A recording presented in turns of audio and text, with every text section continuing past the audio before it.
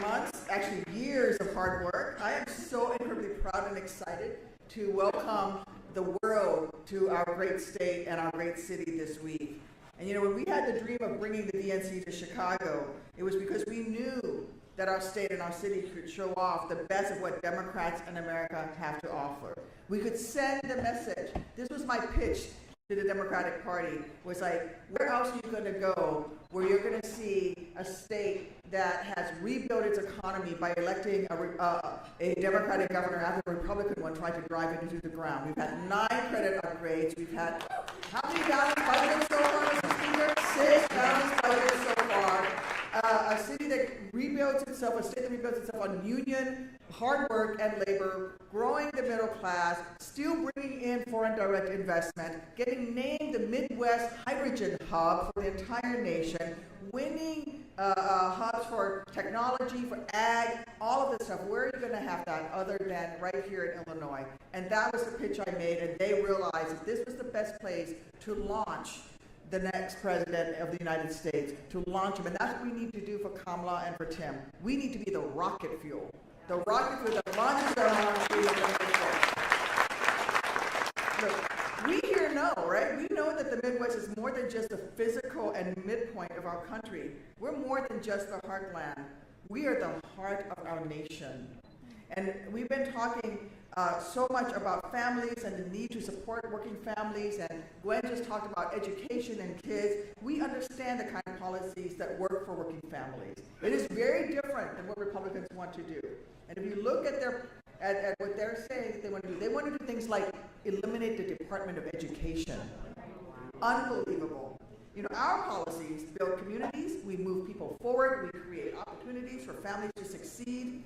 By being a stronghold of organized labor, we protect workers' rights. We raised the minimum wage before most of the rest of the country did to $15 an hour. And guess what? The sky didn't fall. People didn't flee. We actually continue to grow our economy. We are safeguarding reproductive rights, not just for the people of Illinois, but for everybody around us and all over the country. Because we believe that no one, certainly no government official, should ever come between a woman and her right to make decisions about her own body. And here in Illinois, we also know that valuing human life also means passing common sense gun legislation that makes us all safer. And you know, Bobby and I, for the longest time, have introduced and reintroduced, and we're going to continue to reintroduce, a national FOID card program. Common sense legislation. I hear all the time from gun owners, like, I don't want the government to know that I have a gun. I say, well, do you have a hunting license? Yes, I do. The gun knows you have a firearm. You know, it's crazy. Listen, you all as fired up as I am about November and the history that we're about to make, and that's the important part, the we part, because we know to have that celebration, we have to continue to work and get our people and our friends and our families and our acquaintances and our coworkers to the polls. We've re-energized the kids. We need to make sure that all the coconuts get out there and vote. So let's fire it up, get to work. Exactly. Be ready to go, and let's get out there and let's light that rocket fuel.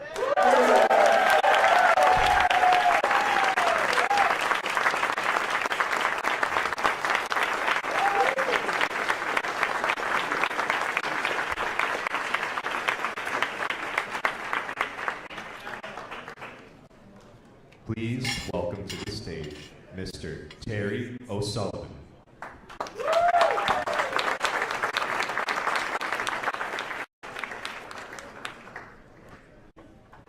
Thank you. I'm going to be real quick. I want to thank Tim Dre and Pat for the opportunity to be here today. It really is an honor and a privilege for me to be back in Chicago, in the great state of Illinois, a place that I consider a second home. I actually worked on the Dan Ryan Expressway. I was just under 16 years old. I was in the labor movement. We really didn't live up to all that child labor stuff.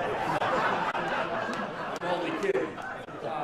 And at the end of the day, if you're driving down down the Dan Ryan Expressway, and if you hit a pothole, you can blame my ass on it. But I didn't know what I was doing, brothers and sisters. It's great to be with all the strong, proud, and united men and women and leaders of the Illinois State AFL-CIO and all the other politicians and friends that are here. I actually want to recognize, I know the governor already left. You have a great governor. I'll tell you what, I live in Maryland, and we actually have a good governor now. A hell of a lot better than what we had before. Senator Duckworth and Senator, we have two senators here. And at the end of the day, Senator Durbin, I can honestly say this. I have never been in their office. And the reason I never was because I wasn't going to waste my damn time because I knew where they stood each and every time when it came to the rights of union members and working men and women in our country. Thank you for the great job. And I know our congressman, who is a meteorologist, I can't even say it, all right? At the end of the day, I'm not. But I think you can tell like we can tell. The winds are changing. The weather has changed. And we're going to elect KeylanHarris and Governor Walz as the next president and vice president of the United States of America. We have our speaker who is kick-ass. She did it once again. Thank you, Speaker, for all that you do. And Steve Powell, a fairly dangerous character that most of you know. He is a dear friend of mine, as his father was. Steve, thank you. We're honored to be a sponsor along with the UFCW of this event. Now, I was president of the laborers for just under 24 years. Now I'm the chairman of ULICO, which is one of the proud sponsors. We have Eric Dean, general president of the Ironworkers, that's with us here today. And I will say this. ULICO is a financial and insurance company. We probably have a couple of $1 billion that we've invested in the infrastructure here, not only in Chicago, but throughout the great state of Illinois. There is somebody that is not with us today. Unfortunately, he's here with us in spirit, and that is Ed Smith. Yeah.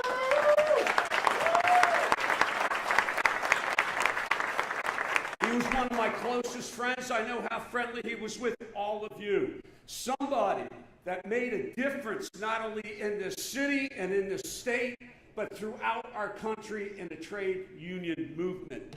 He was one of the finest, brightest, and most determined labor leaders and individuals that I ever met. So please give it up again for somebody that will always be with us, whether he's here in person or not, but his spirit resides in this room. His spirit resides in our union and throughout our country, the one and only Ed Smith.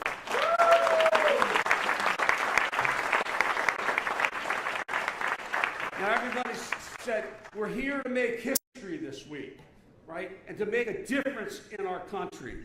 You know, to me, this one, we always talk about election of a lifetime. This one, brothers and sisters, is really for all the marbles. I don't think our democracy, I don't think our country, and I sure as hell know that working men and women, middle-class families, cannot afford for this moat to get back in there for 4 years.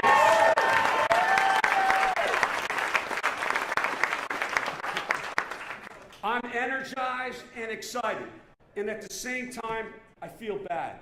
And I know a lot of you do as well. I feel bad for President Biden, right? But he once again, what did he do? He stepped up for our country. He stepped up for our party. And he was one of the finest, not only presidents, but labor presidents that we've ever had in the history of our country, brothers and sisters. And it's high time. My mother used to wash my mouth out with soap till I got to the degree that I actually like to taste the soap. But I will tell you one thing. This sexist, racist, draft-dodging, lying son of a bitch has got to go.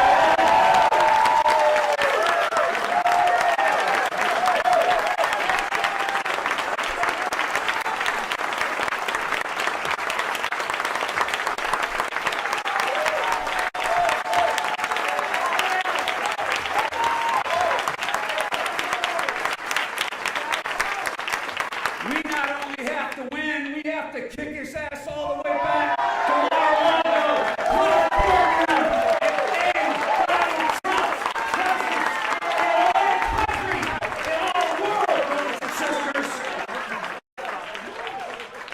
I get so sick and tired of listening to his horse shit on TV.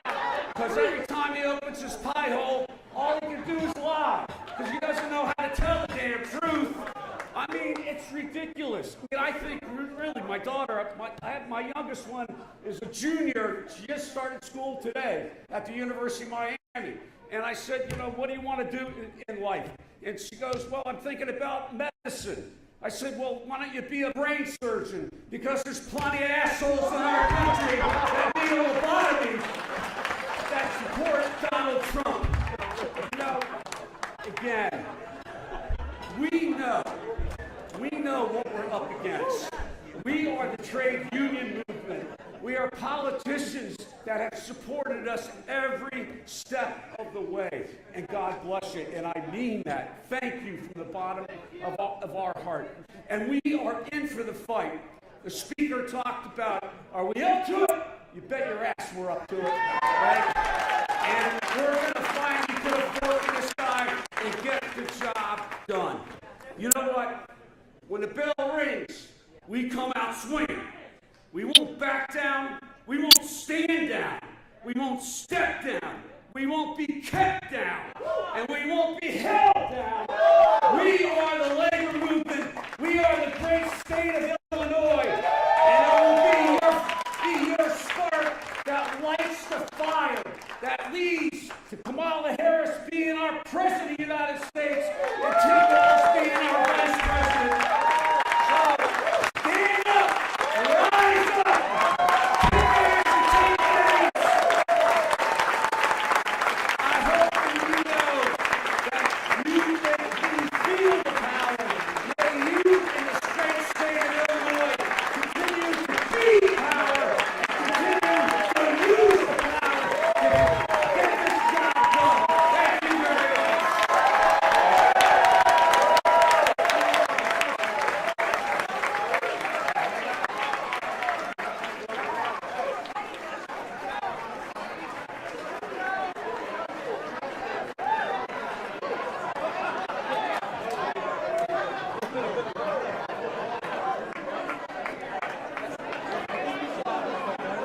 Please welcome to the stage President of the Illinois Federation of Teachers, Dan Montgomery.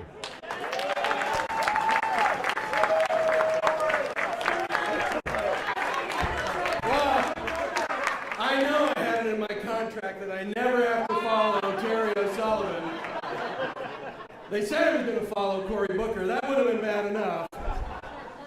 Hats off, Mr. President. Thank you for that. I'm Dan Montgomery. I'm president of the Illinois Federation of Teachers. I'm the first out gay labor leader of a statewide union in Illinois. Took me a while to say that. Most importantly, I represent 100,000 plus pre-school, pre-birth teachers, support staff, paraprofessionals, college professors in public and private, public employees under every constitutional officer in this great state. Our members are proud labor unionists. They're not just educators, they're labor unionists. And let me tell you, the work we do is committed to increasing the Speaker's supermajority, increasing President Arm's supermajority, re-electing Eric Sorensen, re-electing Nikki Brzezinski. I love that Speaker Welch says, what's the line? Winners do the work, right? Winners do the work. There's a theme here this morning, and it's work. Work is sacred, it's labor, but it's what you must do to get the job done. I'm proud in Illinois that our elected officials in the House, in the Senate, our officers, the governor, Chair Hernandez, thank you for this morning and everything you do. We became the first state in the union to reject vouchers. Why is that important? It's part of the Democratic Party platform, public education. Senator Duckworth mentioned the Republican plans to get rid of the Department of Education. Well, that's actually sort of too nice a way to put it.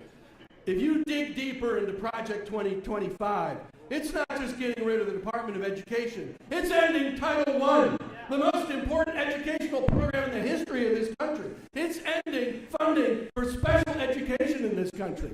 That's the tip of the iceberg. That's what we're up against. So I want to say, a couple weeks ago, all AFT members were in Houston for our convention. And it just so happened that the Monday of our convention was right after President Biden announced that he wouldn't run. President Biden, Terry, I'll tell you for sure, the greatest labor president in the history of this country. Thank you, President Biden. Now, he and Jill Biden did something never done in the history of this nation, aside from coming to a strike line. I was at a White House state dinner for Teachers of the Year. Never a full state dinner with all the regalia for teachers. Never in the history has anyone done it. Brianna Morales from East St. Louis, our Illinois Teacher of the Year, IFT member, was there. These teachers were in tears that the President of the United States would do this for them. That's the leadership we have in Joe Biden, and that's the leadership we're going to have in Kamala Harris and Tim Walz. When Kamala made her announcement at our convention, the place went wild. We were ready to work for Joe, but let me tell you, the energy, the excitement for Kamala and Tim is real, it's palpable. Our members are saying, hey, I was going to work hard for Joe, I'm going to work hard now, I'm going to all my friends to work hard for Kamala and Tim. We are working for Eric, we're working for you, for the Senate President, we're working for Nikki, but we also have members who already have been to Detroit. We have members who are going to Wisconsin. That's how we're going to win this election. So thank you all. Can I just have all the labor leaders in this room stand? Illinois is a great state because it's a labor state, because it's the home of labor. Thank you. Have a great event.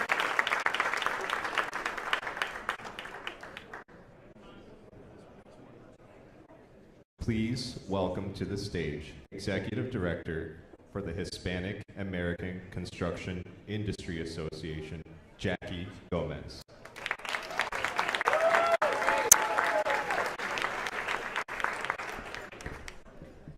Wow.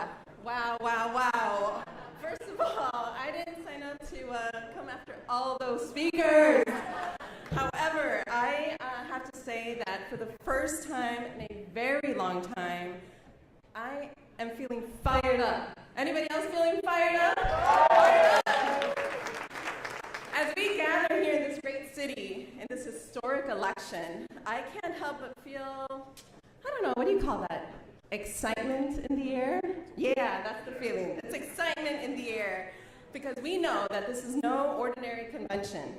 This movement will shape the course of our nation's generations to come, of our nation for generations to come. And it's an honor to have the convention here in Chicago, my hometown, because it embodies the spirit of progress, diversity, and unity that defines this party.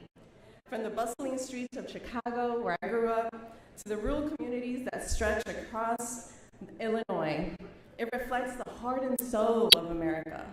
Our history is so rich with stories of everyday people that are rising up to demand justice, equality, and opportunity for all.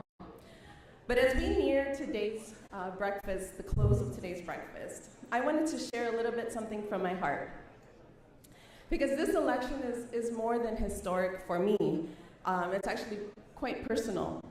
Not because I'm a woman, a Latina, a woman of color, or not because I advocate for minority women-owned businesses as my professional career, but it's because I'm a mother. You see, I have two young girls.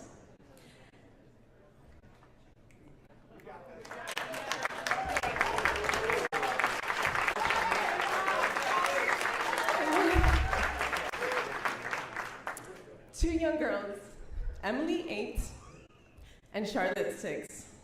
And one morning, it was my day to take them to school. My husband, we alternate days, right? We were on time, woke up early, they were in a good mood, which then I get in a good so we're all in a good mood. I make them a hearty breakfast. We're not rushing. We go to school, and on the car ride, we have conversation, and I like to always, ask them their thoughts and what they think. So that morning, I asked them, "What are we feeling like today? Like, what would we like to do, as we grow up? Like, do we want to design bridges? Like, do we want to be an engineer? Do we want to be a teacher because we love our teachers? Do we want, what do we want to do?" Or, I threw out there, and this was months ago, right? Months ago. And I said, "Or do we want to be president of the United States?" My daughter, Emily, was like, "Mommy, women can't be presidents of the United States." Broke my heart. Died. I completely, first, I went through a motion of I am failing at being a mother because I am not teaching her that all is possible. But what we need to realize is that our young children, our communities, if they can't see themselves in someone, they don't believe that they can do it. They need to be able to see themselves so they can be it. So, like you, I want them to grow up in a country where they believe in their potential, where someone believes in their potential, that's going to protect their rights and have every opportunity to succeed. So, I have no doubt who's going to be winning on this ticket. Who is going to be our first woman president of the United States of America? No doubt.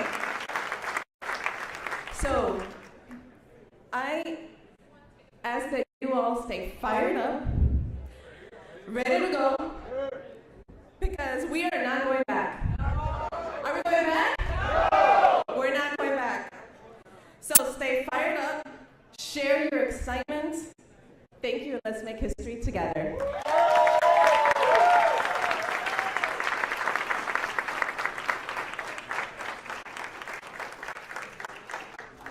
Please welcome to the stage Chicago historian Sherman Dilla Thomas.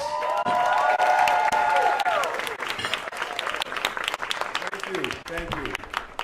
Good morning. Very honored to be here. I'm super excited. I feel the energy in this room, and I'm honored to share the stage with so many amazing speakers. And it'll be all day if I say hello to all the distinguished and awesome politicians in the room today. But what I do want to say is that I'm standing here today because I am the embodiment of what happens when you all get it right. When public schools are funded, I get to learn about the history of Chicago and I get to share it. When extracurriculars are funded, then I get to stay safe. I grew up in the 80s and 90s on the south side of Chicago, and it was really tough. But I got to avoid the pitfalls that some of my friends fell in because we had people in Chicago that cared, and they had policy in action. And now I get to tell the world that here in Chicago, we performed the first ever open heart surgery. Here in Chicago, we performed the first ever kidney transplant. Here in Chicago, we're the reasons why all you all know what time you need to be in a meeting in any other side of this country, because we set the time zone for this country. And so we're going to win this election because anytime you get nominated here in Chicago, it's like an 85% chance that you're going to go on to the big house. I'm honored that I was the esteemed Senator Duckworth is going to allow me to take delegates out to the neighborhoods. And I'm going to show them policy in action. We're going to go buy a couple closed schools so we can see what happens after No Child Left Behind. We're going to go buy a couple vacant lots so we can see what red line neighborhoods look like. But we're also going to go to Alderman Dorothy Tillman's ward, and we're going to see the first residential transit-oriented construction to take place in more than 65 years. Pat Dow, I'm sorry. We're going to, Pat gonna get me later. I'm gonna pay for that. I am gonna pay for that. I'm gonna buy you peaches, okay? We're going to Peaches. We're going to go to Inglewood, where we're gonna see a non-for-profit community grocery store. They're not price gouging us. I'm going to take people all throughout Chicago. And of course, we know that KeylanHarris is going to win because she's nominated in Chicago, because everything dope about America comes from Chicago. Thank you very much.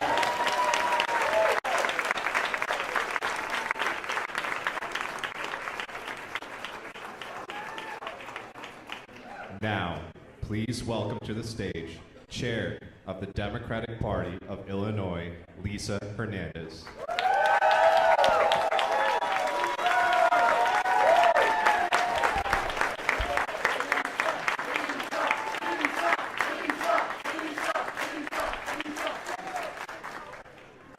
Well, good morning. Good morning. I'll tell you, it's finally come. The day has come. All that work, all that sweat and tears, it's here. The day is here. Thank God. Well, welcome everyone to the DNC in Chicago.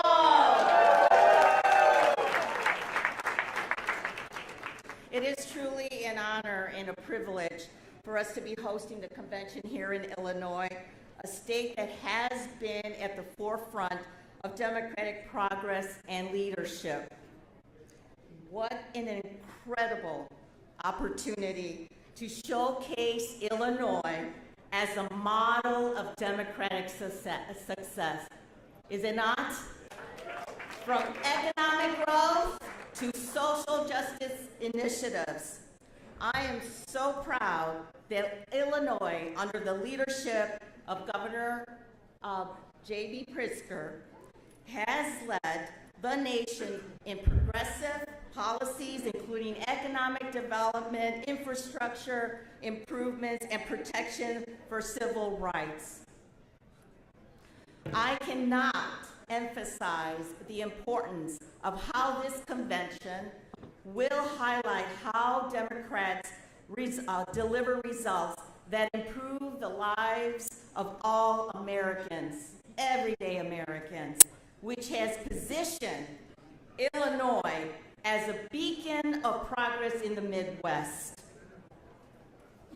Now, I'm very, very excited to introduce this individual, Senator Cory Booker. Yes, we have Booker in the house. His tireless, I just want to acknowledge his tireless advocacy for justice, equity, unity across the nation. You know, I want to highlight that work that he's done in criminal justice reform, economic justice, and civil rights, which aligns closely with the values that Illinois Democrats uphold. Before I have him come up, I have to ask, you gotta give a listen to the dad jokes. I've been a fan of that. Look it up, you'll know what I mean. Without further ado, let's give a warm welcome to a true leader and fighter for the people with incredible energy, Senator Cory Booker.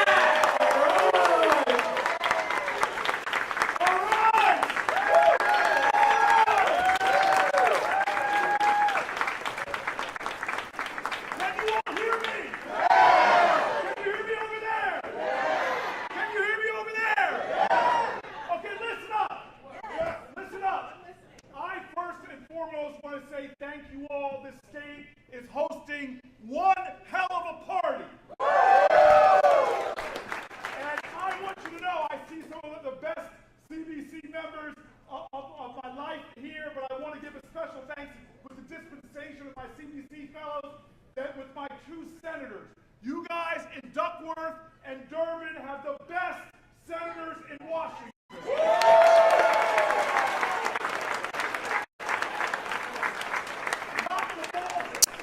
Not the oldest, but the best. I want to tell you all, this is incredibly exciting to me. The energy, the enthusiasm, the spirit, the electricity, it is all at a high, high level. But we have to understand, this is going to be a great week, but we have 80 plus days to go. This is where the work happens. So much is on the line. So much is at stake. I know this is a Democratic Party convention, but everybody has to understand, we are the party that is healing this country. We're the party of we, not the party of me. We're the party of inclusion and not exclusion. We're the party of the people because we're the party of Medicaid and Medicare and Social Security, of union rights and labor rights. We're the party of public education. We're the party of women's rights and reproductive rights. We're the party of civil rights. We are the party that believes every American has dignity and worth. This is not just a Democratic Party thing, this is an American thing. Our creed and our calling is not just for us to get along. Our creed and our calling is for us to love one another more than ever in our nation right now. That is the call.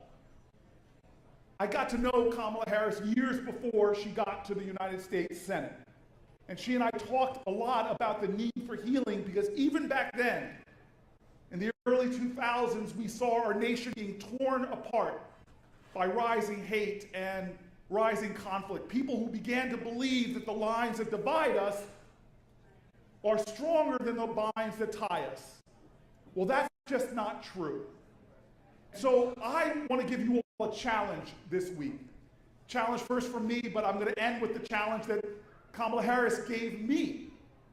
The challenge that comes directly from me is to remember how we fight is how we win. Not just when we fight, but how we fight is also how we win. Donald Trump is trying to take us down a dark road, but we are people of light and all of us have to be light workers. Now, the challenge from Kamala Harris is a little more interesting, and this is really where I want to end. And I want to tell you, when I got invited by your party chairwoman to speak here, she is an extraordinary woman, and I want to thank her for giving me for a little while her daughter to work on my staff in the United States Senate. And so I think she'll remember this, but this was a very historic day in the Senate. You see, we were all on the floor. Very rarely are all 100 senators on the floor. And it was an exciting moment because we were all there voting to confirm Ketanji Brown Jackson to the United States Supreme Court. Now listen.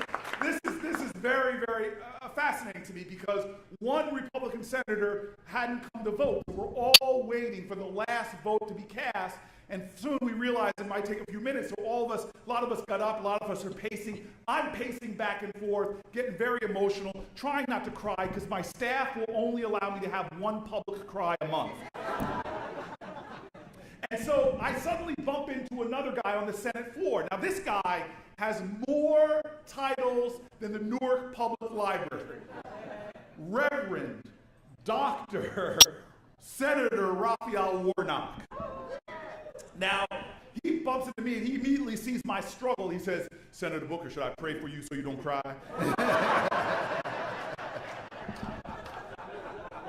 And I'll be like, I need Jesus, man. And suddenly, as we're standing there, some staffer comes over and says, the presiding officer would like to speak to you.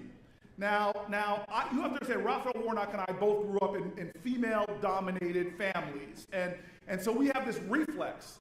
If a black woman summons you, I have to go.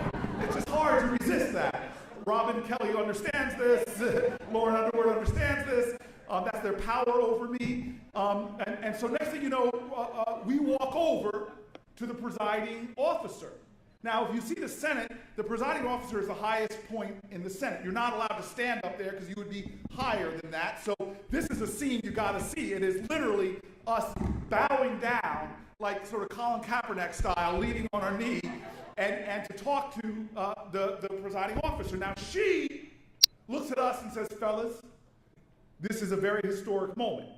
Now, I know what she was talking about, but I know it's a very historic moment because this is probably the first time in American history that 3 black people got together on the Senate floor. And the 3 of us were 3 of only the 7 popularly elected black people ever to the United States Senate. And Kamala Harris looks at the 2 of us and says, this is a historic moment. Danny understands why this is a historic moment. She says, we're about to elect the first African-American woman, a woman whose probably, if you just look at her resume, the most qualified person ever to ascend to the highest court in the land. And she goes, you all should remember this moment. Do something to remember this moment. In fact, you two should write a letter right now to some young girl in your lives so that they have a piece of history. And then she thinks about it. She goes, no. She opens her leather binder and she goes, you take my stationery. And there were 2 pieces, just like as if she had planned it, only 2 pieces of stationery there with her vice presidential seal and her name on it, and she hands them over to us. We both got chills. Now, Reverend Warnock, he's not from Jersey. He's a little bit more obedient than us Jersey people. And he goes right back and he writes his letter to his daughter. Now, I happen to be part of those childless cat people in America. I see some others in this room. You all are catastic. You all are clawsome. These dad jokes are perfect. Come on, Executive Director, I had to do this. What do you call a guy like me with no kids that still tells dad jokes? You call him a faux pas. Oh, the pain in this room is palpable. It's palpable. All right, so I now have this burden. I have to write a letter. I see Tammy Duckworth here. Oh my gosh, Senator, I'm sorry I'm doing this to you. I'm making this very difficult to hear. So I know exactly what I have to do. It's a burden. I've got to write a letter. And I didn't write that letter for literally weeks, but I thought about it, and then suddenly I had this very profound realization. This is what I want to end with and share with you. You see, the more I thought about the words that I was going to put down on that paper, the more I realized that there was something deeper that Kamala Harris was asking us to do. You see, Ketanji Brown Jackson didn't get on the Supreme Court just because she was the most qualified for the job. She didn't get on the Supreme Court just because she's an extraordinary jurist. No, we put her on the Supreme Court when we elected Joe Biden and a Democratic senator. I thought that the real profound thing that Kamala Harris was telling me, I learned in a small black church in New Jersey where I grew up. That faith without works is, it is not the words we say that define us. It's not what we put down when we're writing our stories that define us. The letter that we write that is most profound is a letter we write with the actions that we take every single day. And so I want to tell you, Illinois, that all of us have to decide what letter are we going to write for these next consequential 80 days in American history. When generations yet unborn look back and say, where was my great-grandfather? Where was my great-grandmother? It's not going to be the letters that they wrote in ink. It'll be the letters they wrote with the actions they take. Did you stand up for democracy? Did you work for a woman's right to choose? Did you fight to protect Social Security? That's the letter you write. And you write that letter and how you organize. You write that letter and how many phone calls you make, how many doors you knock on. We need to write a letter because all of us in this room, we're benefiting from letters written by generations gone by. All of us in this room drink deeply from wells of freedom and liberty that we didn't dig. All of us in this room sit before banquet tables prepared for us by our ancestors. All of us in this room are from the love letters that were written by generations gone past. But now, it's our turn on history's stage. Right now, our turn to pick up the pen of history and let us tell a story that in the next 80 days, we did what it took. We rose to the challenge. We met the obstacle that we overcame, that we fought. Because when we fight, thank you, Lord. Thank you.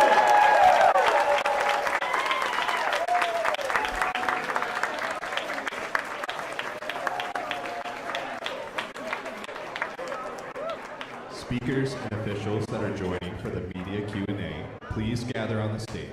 Press will be able to ask questions for 10 minutes.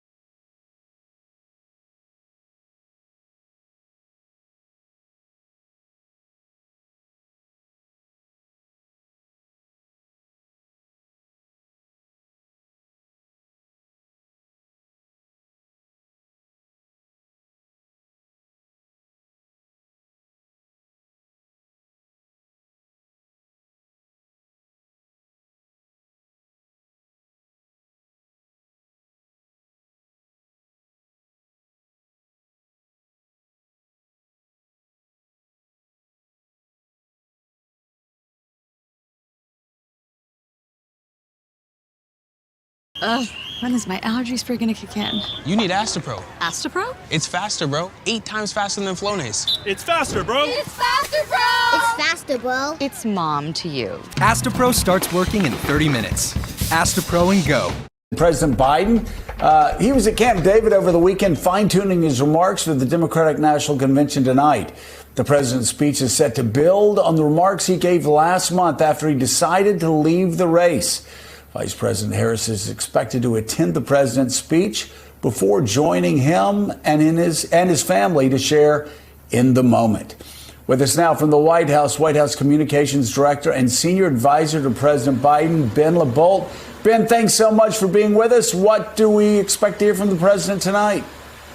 Thanks for having me, Joe. Well, the president, as you know, throughout the presidency has been focused on defending democracy from the threat posed by Donald Trump, who wants to be a dictator on day one, who has talked about pardoning those who participated in January 6th. And the president's going to call on the American people to defend democracy one more time by voting for Vice President Harris and Governor Walz. He's also going to talk about the need to extend all the progress we've made over the course of the past 4 years. You know, when the president came into office, we're in the midst of a once-in-a-century global pandemic.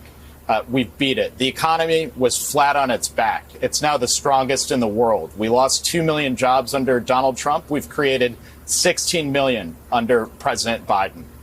We've brought inflation down from 9% to 3%, and we've defended democracy at home and abroad when it comes to places like Ukraine over Putin's war of aggression. So he'll take us on that journey, and the fact that Vice President Harris has been the governing partner for every key decision that the president's made in his term in office.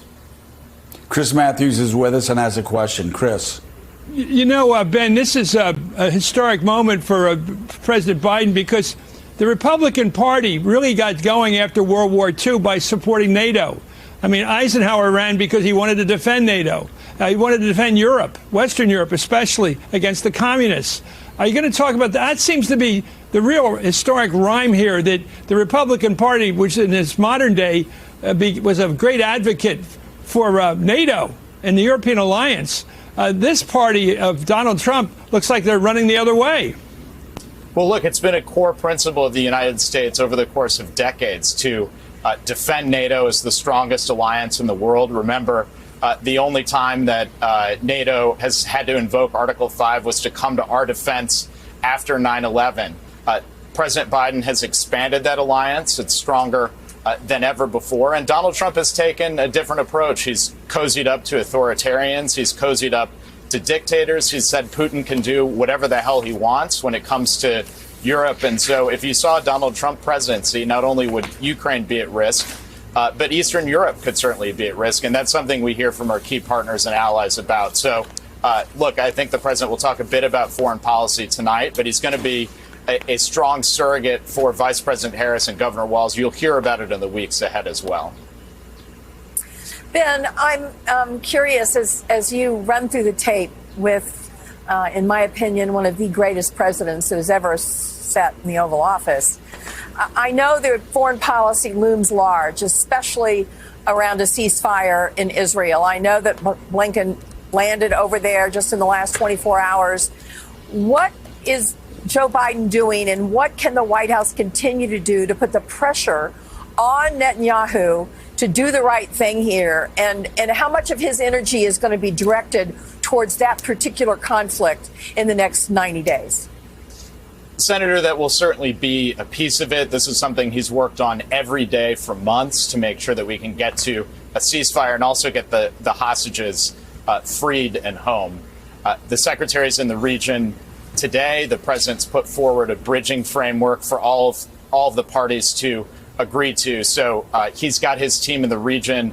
He's on the phone talking to leaders. He's driving this every day. But you talked about running through the tape. Look, every minute since the president has made his courageous decision, there's been some assignment that's gone around internally to make sure we're doing everything we can to help him finish the job. You've seen over the past couple weeks, he laid out a vision for Supreme Court reform. He announced the first 10 prescription drugs that are now going to see their costs cut, in some cases more than 50%, since Medicare can finally negotiate down the cost of prescription drugs. He's focused on making sure that we have cancer deaths in this country over the next couple of decades. And so he's been in public service for 52 years. He's got 5 months to go in the presidency. He wants to make sure he spends every single day getting everything done for hardworking Americans that he can. Ben, good morning. Jonathan Lemire. Piggyback off of Claire's question there, while the president speaks tonight at the United Center, just outside, there will be thousands, potentially up 20, 30,000 protesters about the situation in Gaza and registering their unhappiness with the White House's approach to that conflict. We know the president has had to deal with that for months now. But tonight, with such a national audience on him, what will be his message to those people, to those, many of whom Democrats are angry about what's been going on? Well, I think the message is to tune in to the policy. You know, there's two people in the race working towards a ceasefire and to get the hostages home, and that's President Biden and Vice President Harris. They certainly believe in the right to peaceful protest, but ultimately they're on the same page in terms of that policy. They're dedicating their teams, their efforts, their calls to leader, doing everything they can to get a ceasefire done. And I'd ask them what Donald Trump and J.D. Vance's plans are to get to a ceasefire. I haven't heard any suggestions from them. I doubt that's something they'd be working on if they were in office. And we certainly didn't see those protesters in Milwaukee. And so we've got a choice to make in November. And I think it'll be a stark choice across the issues, including this one. What's fascinating, if they're protesting the war and if they're protesting to encourage a ceasefire, then the protests are against Benjamin Netanyahu, because all reporting has shown that Joe Biden and Kamala Harris have been working overtime to try to move Netanyahu where the rest of the world is. And that is a ceasefire that brings the hostages home. White House Communication Director and Senior Advisor to President Biden, Ben LaBolt. As always, thank you so much. Good to be here. Thanks, Jim.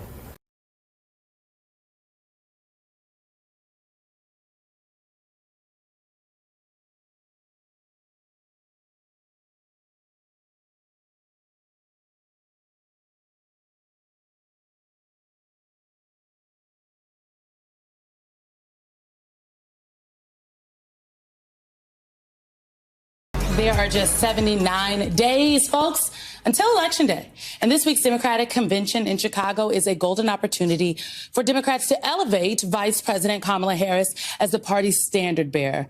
And new this morning, we are learning how each night of the convention will highlight her vision for the country. Tomorrow's opening night's theme, For the People. Tuesday will outline Democrats' bold vision for America's future. Wednesday, they're calling a fight for our freedoms. And Thursday, when Harris takes the stage, a message for our future. Meanwhile, the Harris-Walz campaign is getting ready to unleash their war chest. The campaign says it will spend at least $370 million on television and digital ads between Labor Day and the election. Joining us now from Chicago is Harris Walt's Principal Deputy Campaign Manager, Quentin Folks. Quentin, thank you for getting up early, okay? Because Chicago is an hour behind D.C., so we appreciate you. We definitely do, Quentin. No, man, I know what that's like with the convention looming right in front of you in 24 hours. And the announcement this morning of the themes. Talk to us about these themes because, they seem to go to a space that, to be honest, the country hasn't been in a long while. Talking about its future, there's been a lot of backward thinking and looking, particularly from the Republican side of things. How did these themes come together, and what do they say about what the vice president wants America to know about her and her vision for America? Well, good morning. Thank you all for having me. Look, I think that these themes perfectly encapsulate the vice president's vision for the country. For the people, is going to talk about who we're fighting for. The vice president says this all the time. It's very important that the people understand that they are at the center of all of this. The reason that she pushes these policies to lower costs are because of the people. We have to also talk about the future and a different way of doing things with common sense approaches, with stability. And that's what Vice President Harris is going to bring to the ticket and continue to make sure that we protect and fight for our freedoms, which is a stark contrast between Donald Trump and J.D. Vance and their Extreme Project 2025 agenda. And I think throughout the convention, you're going to hear stories that talk about the vice president's record of fighting and delivering for the American people as a prosecutor, attorney general, a senator, and the vice president. And I think that those things perfectly encapsulate that.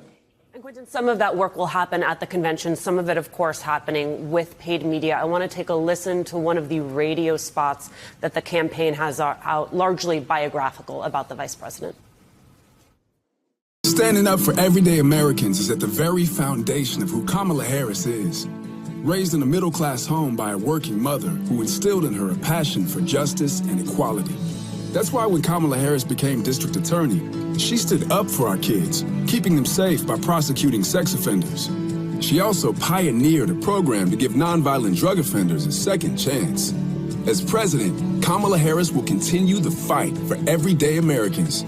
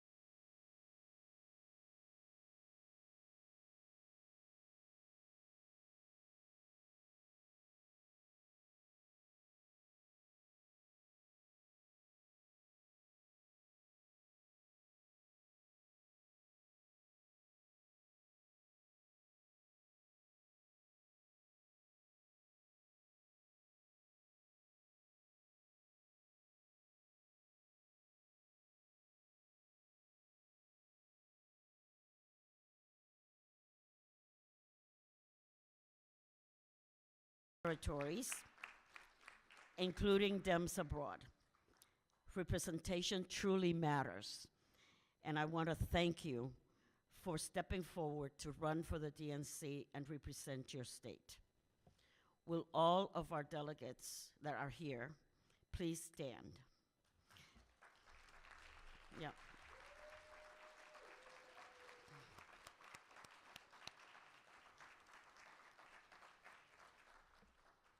On behalf of our caucus